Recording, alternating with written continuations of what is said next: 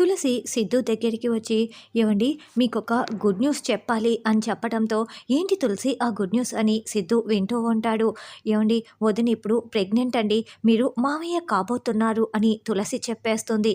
దాంతో సిద్ధు చాలా సంతోషంగా, "ఏంటి, కీర్తి కడుపుతో ఉందా? ఇప్పుడు నేను మావయ్యని కాబోతున్నానా? అయితే ఈ విషయం అందరికీ చెప్పాలి" అంటూ సిద్ధు పరుగులు పెడుతూ ఉంటాడు. "ఏవండి, ఆగండి" అంటూ తులసి వెనకాలే పరుగులు పెడుతూ వస్తూ ఉంటుంది.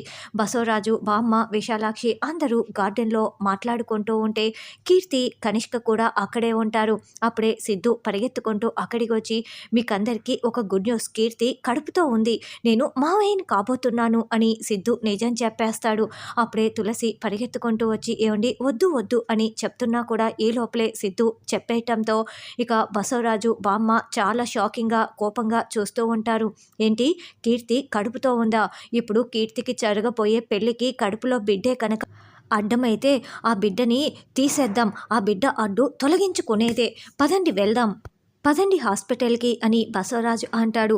"అవును కీర్తి, ఇంకా ఏంటి అలా చూస్తూ నిలబడ్డావు? రా హాస్పిటల్‌కి వెళ్దాం. నీకు ఆపరేషన్ చేయించేస్తాను" అని బసవరాజు కీర్తికి ఆలోచించుకునే అవకాశం కూడా ఇవ్వకుండా లాక్కు వెళ్తూ ఉంటాడు.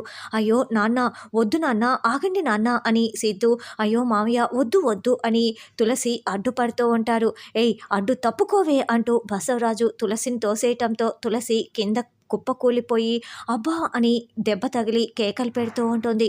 "తులసి" అంటూ సిద్ధు అరుస్తూ ఉంటాడు.